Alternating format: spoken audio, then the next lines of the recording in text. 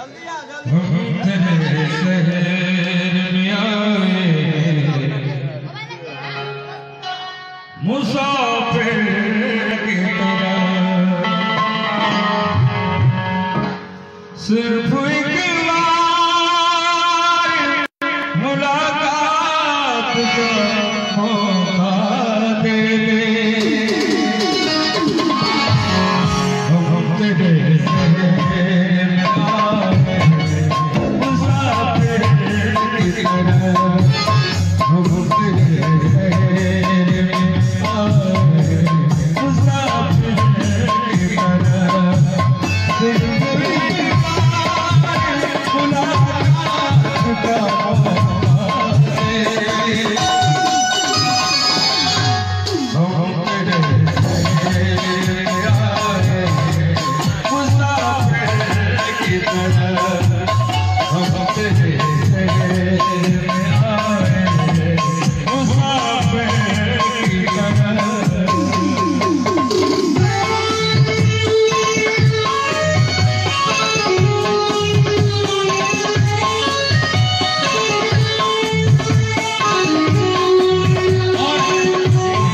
और हमारे मेहमान ये हैं मुरली के, आपका शुभ नाम क्या है?